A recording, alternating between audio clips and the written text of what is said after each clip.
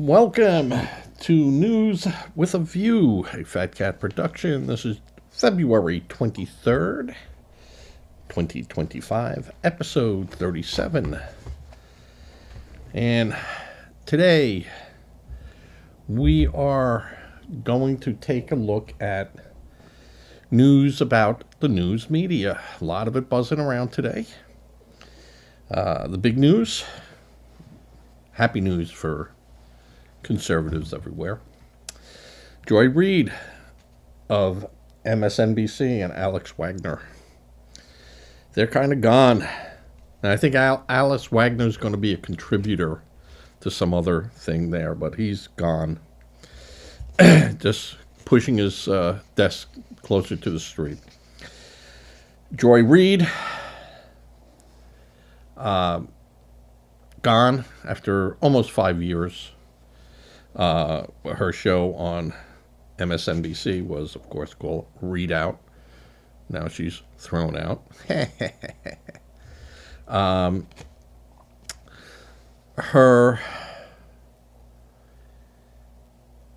She should have been fired a long time ago. For her, honestly, it was anti-white. Not even so much for her anti-Trump rhetoric. You're allowed to do that. That's fine. But it was her comment that where she wished everyone who was celebrating Thanksgiving that voted for Trump to get what they deserve, or something along those lines, if I remember right. Yeah. Because Reid always said Thanksgiving was a white holiday of the conquerors. So we knew exactly what she was saying. And she should have been fired the next day. But, of course, Rashida Jones was never going to do that. And now you have Rebecca Cutler, who is now in charge there. She's the new president. And she's trying to plug the leaks of a sinking ship over at MSNBC. Not going to happen.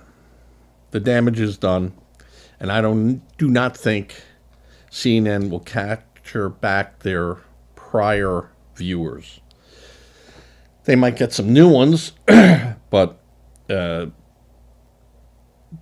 that MSNBC is the worst and gone. The outright hate that Reid and MSNBC allowed will not be forgotten anytime soon.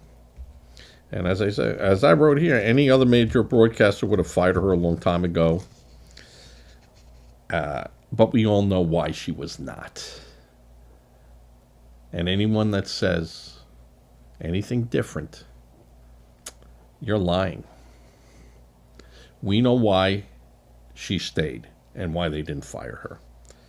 So that's certainly anyone would be able to see that. Helen Keller, I like referencing, is blind and deaf. Could see that. And the shakeups are going to become even deeper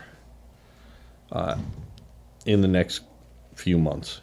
And I said this early on, that the whole makeup of the news by March and April will be a whole different landscape.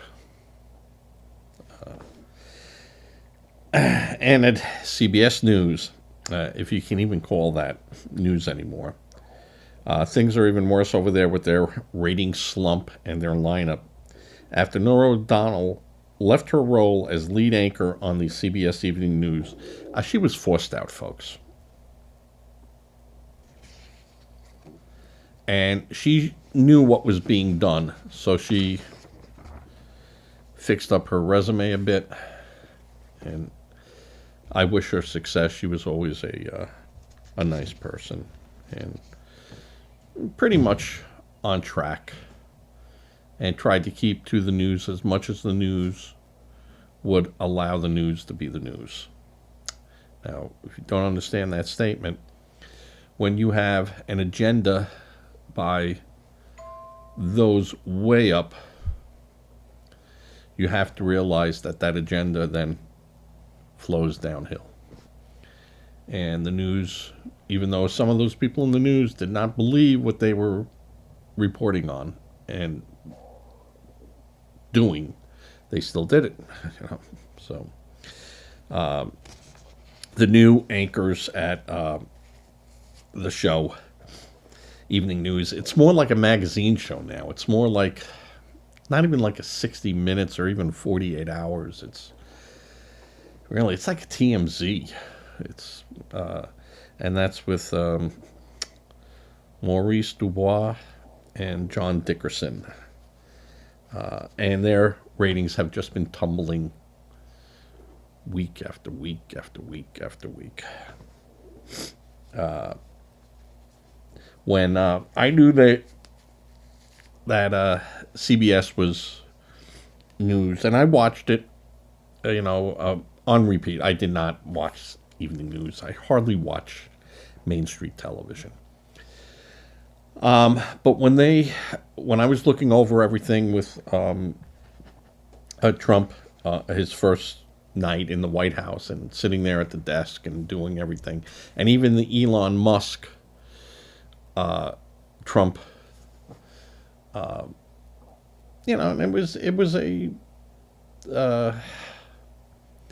it was a show for the news. Trump and Elon Musk in the office with Elon's child there running around, and they were capturing a moment, but it was staged, and that's what they do. That's fine. But CBS only aired about 15 seconds of that. Well, I take that back. It wasn't 15 seconds. It was less than 30 of that, and then switched over to report about some fish that, has been discovered that they thought was extinct. And I knew at that point, after looking at that and then saying, did they cut back to it? Was this an edited piece just for the internet? And went to the recorded live show. And so, no, they're not covering the news anymore. They're just pushing on, and who knows. And that's a major difference against their competitors. And, I wouldn't call them rivals, but the other guys who stood on the story and then took it more about news, about what was going on. What MSNBC and CBS are now realizing, but they still refuse to understand or accept, is that everyone has more access to everything, news, sports, entertainment, than ever before. We're not forced to watch something and then go, well, it's half hour before the lead-in. I don't want to miss, 60 minutes, or I don't want to miss something else.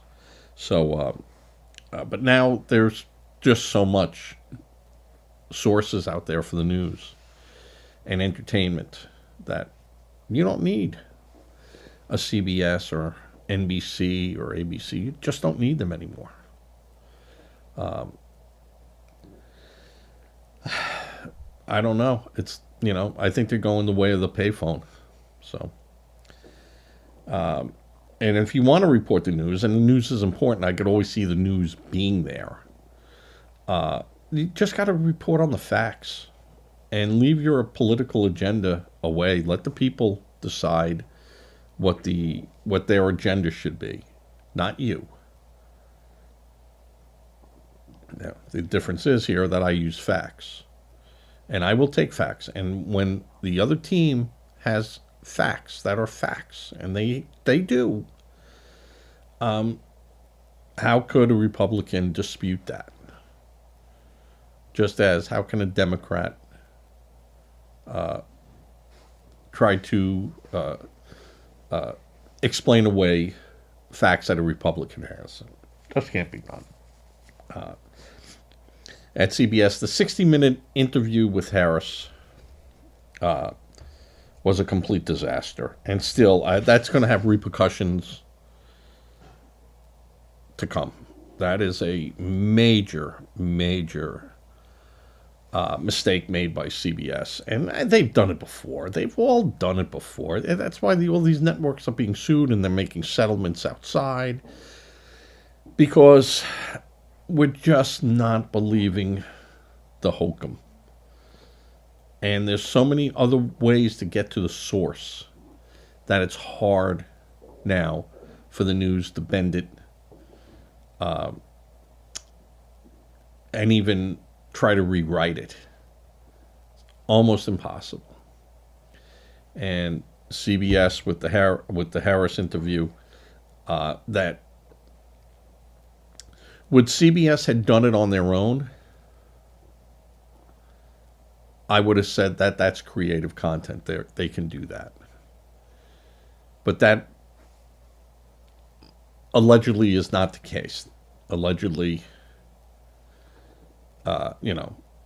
Harris's people saw that it was a disaster and asked, could CBS,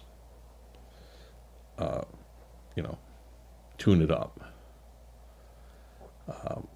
So they punched it up and they were able to get the words to go where the words needed to go.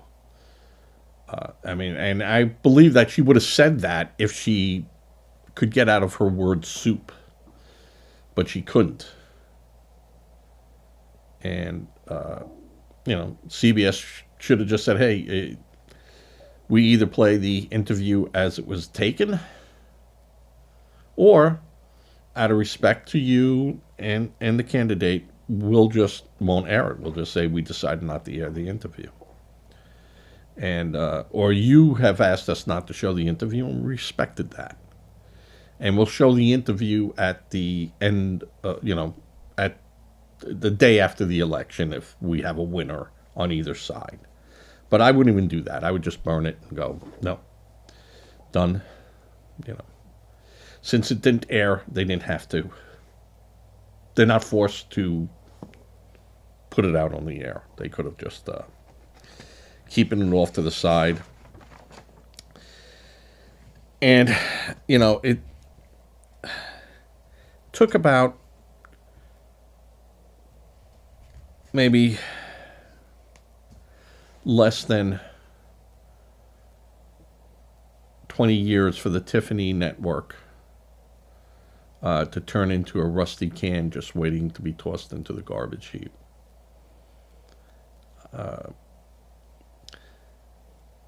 This wasn't the case of assimilate, migrate, or die, where when I say assimilate, you have to go into sensational journalism, or you migrate away from what you were doing and find something else, or you just stop altogether and go, we're done, and that's it, and this is the end. This was a case of not sticking to things that worked. That absolutely worked. Facts with no bias on it. There it is. That's what happened today. And that was it. That went away because it was much more eyeball appeal. When it first started was this, I got to be first. Charge to the front of the line, and just, covering it in a manner that news never covered stuff before. Now, before, you remember, people used to complain, the news, oh, your family just got burned out of their home. How do you feel about that? No, I feel great. It's wonderful. And people said, hey, you got to ask tougher questions and got to do more and look, behind the curtain. And CNN in the beginning. Remember how great CNN was? How absolute. I thought CNN was great. And then it changed. And then it got very political. And then the other news organizations got very political. And one had to be more political than the next one. And, that was a race down to the bottom. So you lost your way. I don't think for CBS or MSNBC, CNN might stand a chance. They might stand a chance of turning it around because they don't have legacy history like CBS did. I mean, Edward R. Murrow, Walter Cronkite, you know, they made history, and they just tossed that aside. All right. Reported on Yahoo News, and it was a Reuters story. On February 23rd, Musk orders U.S. federal workers to report on work by Monday or resign. So let me reread that. Musk orders U.S. federal workers to report on work by Monday or resign. So Musk didn't order that.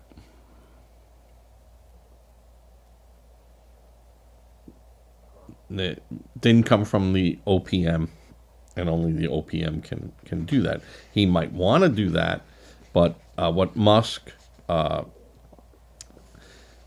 did say on his X was that the workers had to say what they did in their job last week with 5 bullet points. So Monday, Tuesday, Wednesday, Thursday, Friday. Now, the issue that is posed, and when I read that and I looked at it, and my first thought was, well, a lot of these people were told not to go to work. They're still being paid. They're still employees. They're just on really a leave absence. The ones that have been fired are gone. That's it. There's adios. But if you were sitting home Monday and Tuesday and Wednesday and Thursday and Friday of last week, you go, this is what I did. I'm on leave. And that's it. You have fulfilled his obligation of reporting on what you did.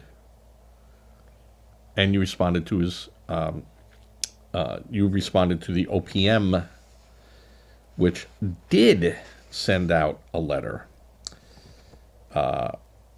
And he did post on X that, hey, this would happen if you did not address the email sent to you from the OPM.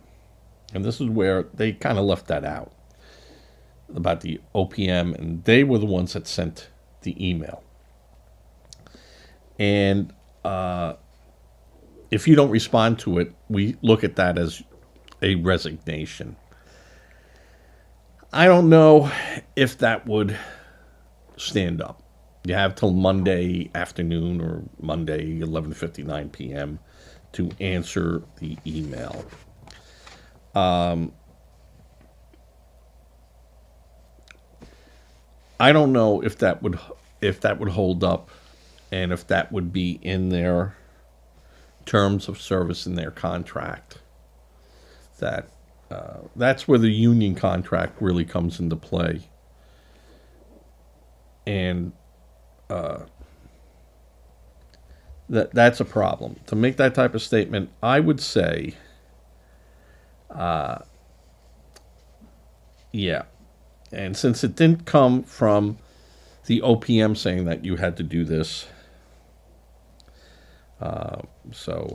and I said, Musk gave no such order in a direct email to any federal workers.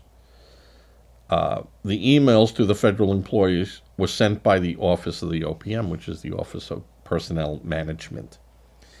And they said even though the court system, executive familiar, they're not part of it, they're part of the federal government. So just like they got the letters about retiring or taking a buyout or whatever.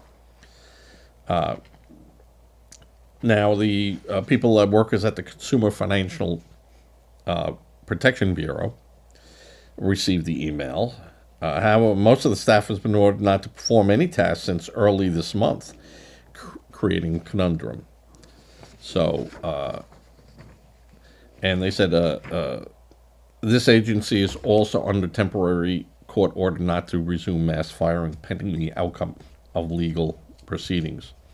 On February 21st, federal judge in Washington has allowed Donald Trump. This is another article. Allowed Trump to continue on his downsizing of the government. U.S. District Judge Christopher Cooper decided Thursday he could not grant a motion from the unions representing workers to temporarily block the layoffs. He found that their complaints amounted to an employment dispute and must follow a different process outlined in the federal employment law.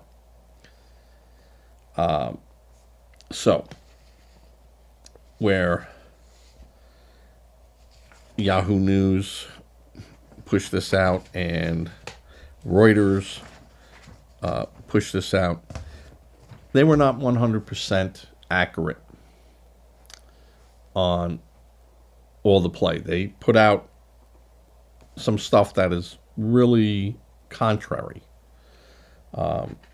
Now, where the judge said, if you understand how union contracts work, and this goes back again, this was already ruled on a couple of weeks ago, where the judge said, you have different avenues to address this. You have different avenues. The court is not the avenue because you haven't exhausted all the other avenues. And most contracts have a clause in there that if you cannot settle a dispute, most contract language is so understood by both sides as what the intent of that word or paragraph or sentence really meant, and what you referencing it back to your notes, and you can argue it. And then if both sides are so far off and they can't, you take it to a third-party arbitrator. And that third party listens to both sides. You submit your evidence, and they make a decision. And that decision, I know in my union, that was binding. Whatever it was, unless it was so egregious where the arbitrator just goes, I'm not looking at your notes, boom, that person stays fired. You might be able to go to AAA and go, you got a problem here. This is a problem. You don't get to choose the person that you pick for an arbitrator. They're assigned to you. You do have the right to go, I don't want that arbitrator, and then the clock starts ticking the other way for the company, or vice versa, the union. So most of the times you just accept who they are, and that's it. And you might have an arbitrator that you've lost every case in front of, and maybe this one you'll win. But I will say in arbitration,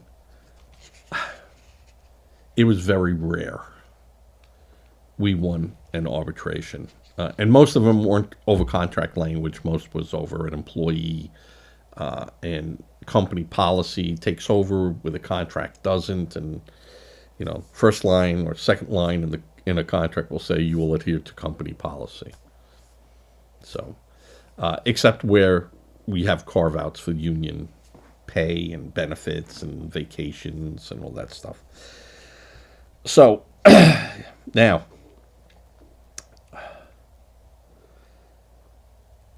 this was from Capital B News, which is a black nonprofit news organization. And they wrote, "My back is against the wall. Atlanta's black federal workers reeling from layoffs." So, some of the Atlanta-based federal government workers who were recently laid off due to cost-saving efforts by the Trump administration and Elon Musk's Department of Government Efficiency. I will give them an A for saying that laid off due to cost-cutting efforts, because that's exactly what's going on. This isn't running through there wildly, though it might look that way, a firing spree.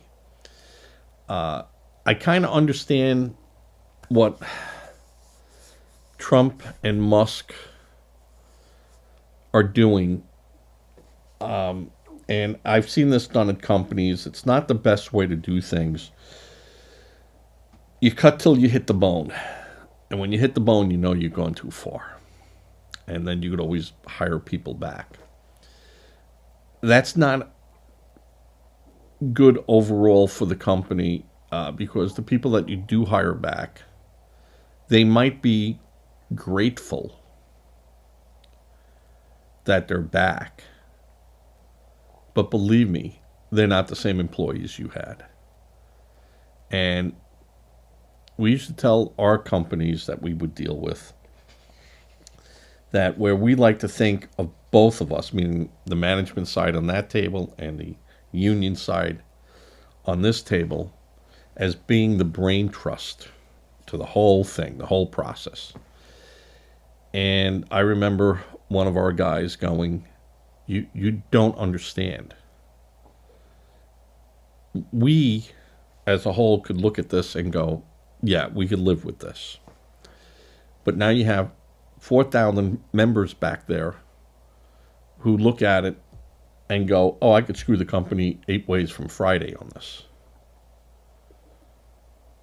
And that's what you end up dealing with, because you maybe jerk them a little bit too hard, and they're going to react, and they're going to then take advantage of your company policy, and you're going to get mad. And we're going to say, well, we kind of brought that up to you a bit. We're 20 people here, and we got 3,000 that way that are processing all this. It's like, 20 computers working, and then giving that same information to 3,000 computers and see how fast they could come up with different solutions. And so we always warned the company, you have to be careful. We got to understand where you're going, and we kind of know what you're looking for, but it has to be crafted in such a way that the pain is spread out and not just to one or two groups or whatever. And we worked it out. CBS News might have had its problem inside its news, but CBS Corporation as a whole was a great corporation to work for. Very proud to work for CBS.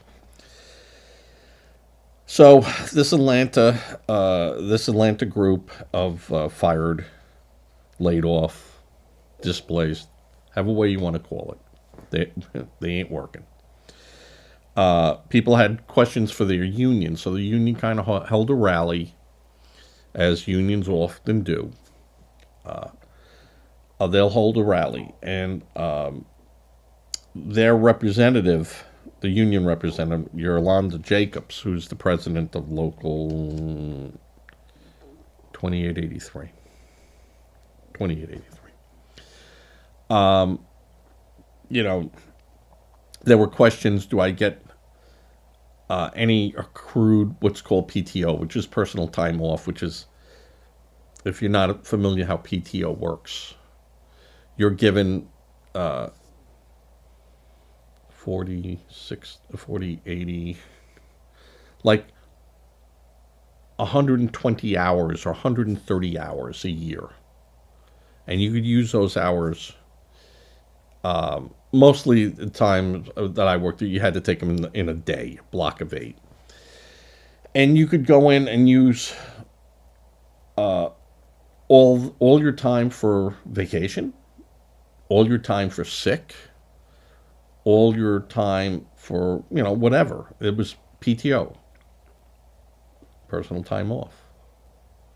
So, as long as not everyone ran into the office and asked for January, 2nd off or Christmas off, or, we worked in television, you couldn't do that. Yeah, they were fine with PTO.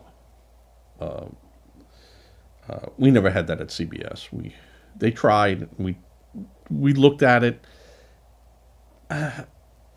It was too hard with that many employees. A very small television shop, PTO worked wonderful with, and everyone liked it. But when you're dealing with 1,000, 2,000 employees all working in one area, scheduled time off was the rule. So people were saying, hey, how is this working? How is that going to work? Do I get this time? Did it evaporate with them firing me? Because PTO in the contracts and stuff, they're not going to pay you PTO if they fire you. If you were caught stealing, you're not reaping the benefits of everything. I'll tell you that right now. That goes away. You might fight with it and get some of it back, but it's a tough road to go down. And some of these workers were fired. They were told that their reports came back on them from their supervisors that they had problems and stuff. And I would say the only time that would count in a firing is if you had time to counter that. Or it was addressed to you, you acknowledged your deficiency and was working to improve it. But since you're under probationary status, yeah, I would say that more than likely everyone's going to get everything that's due them. I don't think they're going to hold back any of that time because that's just a waste of time. Later on in the in the talks with Capital B, the union said we're trying to do everything we can do to help these people. We realize some people are going to lose their home, some people can't pay their rent, some people, most people who are working for an employer are living paycheck to paycheck or month to month. Don't care how much you make, that's the way it be. So they have money put aside, but that money goes, when you're not replenishing it, goes real fast. So Jacob said she estimates that African Americans like her and Melton, Melton was the gentleman that asked about his PTO. I didn't mention that, but I did have that in my notes here. Make up a larger, disproportionate share of the local and national AFGE members, which is that Union 2883. That's local one, as well as those who were laid off this week. So you see where they're now taking this to. The union is now putting the race card out there. That's that is a very dangerous thing for a union to do, because it opens the door for a lot of back and forth. And it's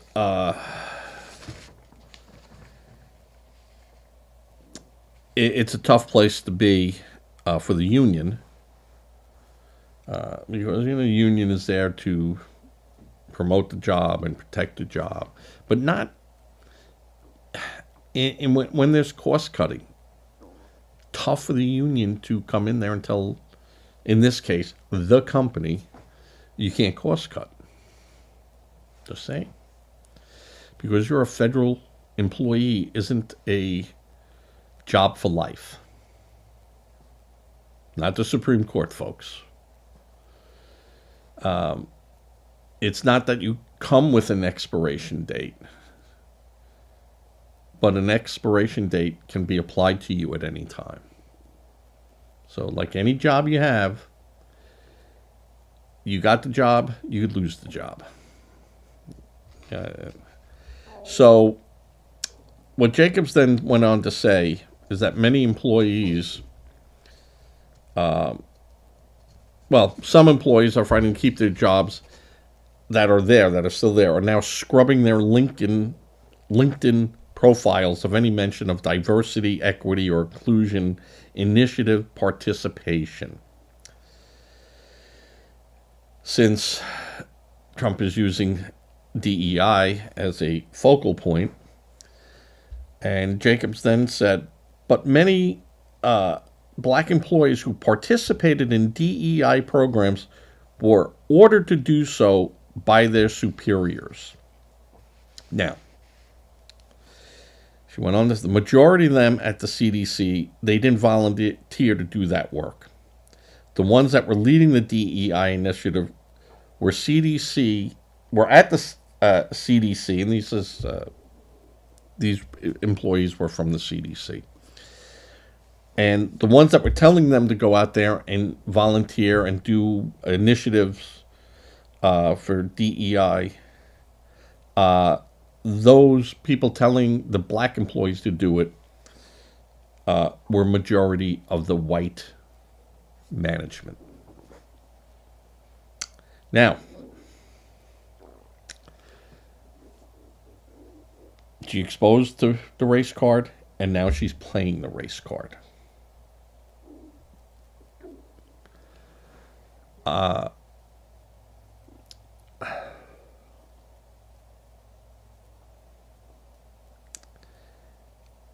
I was never told by my company, to ever do anything outside of just doing the work for the company.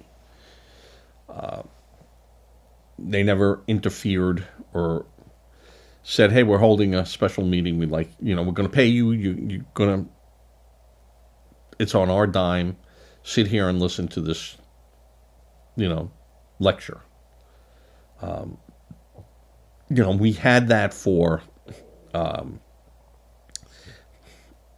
company policies, and there was DEI in the company policy, and that was even before this became a major factor. But it was just workplace behavior, and things of that stuff, sexual harassment or doing stuff that you shouldn't be doing. And they paid us to go to these meetings, and we'd laugh and go, yeah, I never thought of that, but now I do. My question would be, where was the union to question those actions by the white management? To say, hey, if you're going to ask these people to do stuff outside of the CDC, go to these things, we'd like to know. Now, I guarantee you the union knew about it. The union knew about it because people probably went to these things on the company dime and participated in these programs and were encouraged to do these programs because DEI was the call of the day. So, is Jacobs wrong in citing this? No, absolutely not wrong in citing it. But saying that it was white management that pushed it, well, if white management is the majority of the management, and they're pushing for DEI, which the unions all screamed about DEI, yeah, what's the problem? The problem now, you came back, bit ya. The union was perfectly okay with promotions of the DEI culture.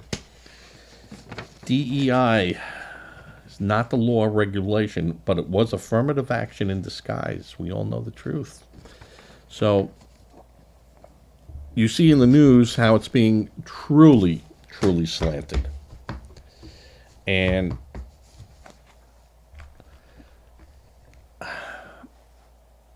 we are now taking DEI out of the equation. And when I say we, it's the federal government. It's taking DEI out of the equation and putting back common sense, skills, and ability. And like I said in some of my other podcasts, and I keep repeating it, I worked with some people that had no formal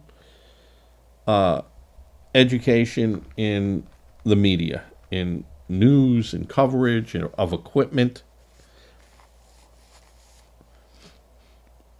And they were some of the smartest people I ever worked with.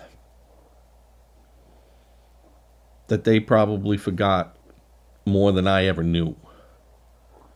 And you look to them for answers. And you'd spot them. You know, you're in the work. You know who you can go to get an answer. And I've also worked with people that had the best education and were the smartest people for the job. So, education does matter. But sometimes for a particular job, it doesn't. Now, can't say that about a heart doctor. But I can't say that about a plumber. I can't say that about electricians who know things and say, no, you're doing that the wrong way. And they just went to trade school and then to, apprentice school. And now are journeymen. And they'll look at it and go, no, you're doing that the wrong way. Or you'd go to them and go, hey, I got to bend this pipe. I don't know how to use that machine to do it. I use the old Hickey machine. And they go, no, we don't use that anymore. We use it. Let me show you how it's done. And they show you. Or the Hickey machine's not working. The bender isn't working. They hand you a bending tool. What do I do with this? Never used one before. And then they show you how to bend pipe the old-fashioned way. So some of those people are the smartest people that you could work with. And education is great as long as it's applied right and you can do the job.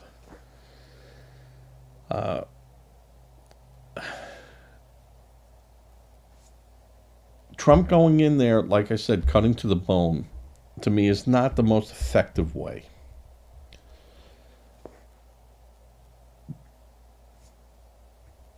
What hurt the union and hurt these people was their ability to stay at home and quote unquote work.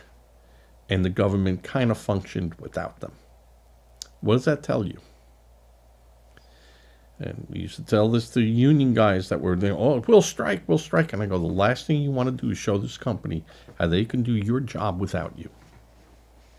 So, sit down. We hear you, but now you got to hear us.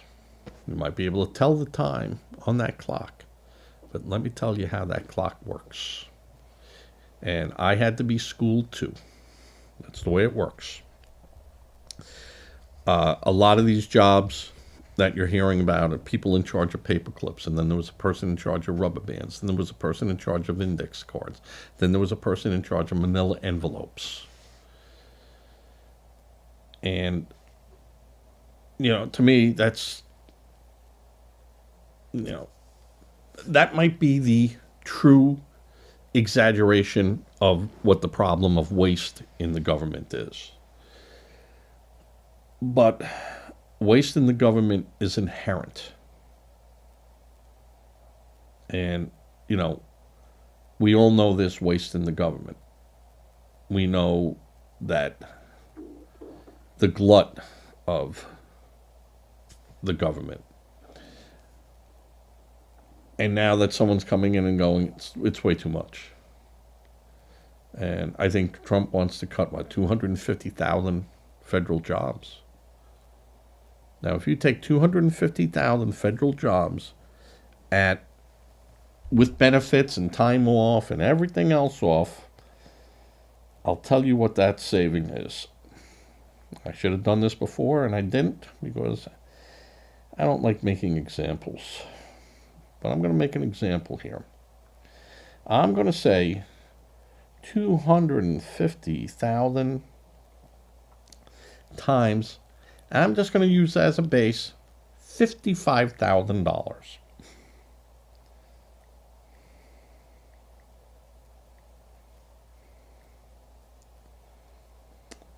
That's $13 billion right there. Now, that doesn't seem like a lot in a country that spends, what, 5.3 trillion? But I guarantee you $13 billion, just 20% of that going towards victims of the fire in California, victims of the hurricane in the Carolinas and Florida, would be tremendous. And I think that's a very low number. I think actually this is much lower, because when you figure out pension costs and everything else, you can be assured that the number is a lot higher. And a lot of these things are buried. And that's just in that, the amount of money being siphoned off and misappropriated or not using the money as it should be used is maybe 10 times that amount. Yeah. Might even be more. They talk $2 trillion. That's, theoretically $1 is too much. So I don't have a problem with what is being done. No one wants to see people fired or laid off and stuff, because where are these people going to work? What industry do we have? Around Washington, D.C., where these people lived, and outside, and, Virginia, and, Maryland. Where are these people going to live? Where are these people going to work? There isn't that type of job base. The job base is the government. So there'll be a lot of upheaval, and there'll be a lot of personal stories out there that they are heartbreaking. But what do we do? How do we pay off our national debt? It has to be paid. Do we say for the next 2 years you get no federal tax return? Well, people that got, their money returned to them, every year, they count on that money. If they paid $3,000 or $4,000 in federal taxes, and because of their situation and everything, they can file and get that money back. That's a windfall for them. And you can take that away, and you're going to take away someone, that was in my tax situation, where I got sometimes, $6,000 or $7,000 back. And say, you're not going to get that. All right. It's not going to cripple me. It wouldn't cripple me. I wouldn't be happy about it, but I could withstand that for 2 years. But most people can't. And most companies, again, I can understand where you say companies have to pay their fair share, but I need people to look at the broader picture. If there's a company that hires 50 employees, and those employees are paid and compensated well, you know, and they're spending money in the community and buying houses, paying school taxes, and go to the local grocery store. Should that company have to pay taxes on top of everything else, their deductions? They get, believe me, they deduct those salaries and the building and their electric and everything else that they're paying out the door. They get to take that away from their income. But if you said, well, look at what they're giving to the community and look at what those people are paying in federal taxes, wouldn't it be great if they could hire 25 more people? And maybe they could hire 25 more people is if they weren't taxed at all, but had to show that that money wasn't going into, the shareholders thing. The shareholders get their money and everything else, but that difference could be used to expand their company, which would give them a bigger write-off and more people that they could hire. We have to get away from this idea of punishing companies. And the tax to them is a punishment. I would say that companies that have shareholders get a lower percentage of that money back than a company that is solely owned by one person, and that one person is doing that all. That one person is taking the risks. That one person or family or whatever, they're taking the risk. They're not asking the shareholders to give the money and get a piece of the action and stuff and take the risk. They get a lion's share. And I think something like that could be so beneficial to our country and create an atmosphere where companies want to move back here and do business with us. I know, you might say it sounds far-fetched and it can't work and you can't trust companies, and I believe that. I understand that. You can't trust companies to do what I would call for a work of the right thing. You can't trust them. They're out for a profit. But if you can make it so, where you could make it that the people are paid good and they're creating jobs, well, they should be rewarded for that and not penalized. That's all. I want you to think about that. All right, I'm going to cut this short. And you saw I did not sniffle and I hardly coughed once. So I am getting better. Contrary to what people around me are saying, but I am getting better. I'm going to say good night. This is going to go up in about 2.5 hours because I got to run through it twice and edit it and get all my little mistakes out. I don't edit it. I just put up little font and I go dummy or no, you're wrong. And I always do that. And I was wrong the other day. I kept mentioning the Eighth Amendment as the catch-all, and it's the Ninth Amendment. That's the catch-all amendment. So, and what that is, I think the Eighth Amendment was, undue fines and punishments, but the Ninth Amendment, anything that isn't expressly said in the Constitution doesn't stop it from becoming a constitutional issue or making it a constitutional amendment. So that's the part where you can expand and how you do it, and that people kind of forget what that is. So I made that correction. Okay. Give to charities if you can give. Make sure it's a registered charity. Those charities will not normally come out to you. You must go out to them. Do not be a victim, helping a victim. Say a prayer for all our victims out there.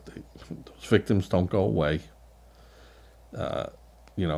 Their pain might be a little bit easier for them to deal with, but the pain is always there. You lose a loved one, Something happens that dramatically changes your life, that's there forever, and the people around you are there for that lifespan.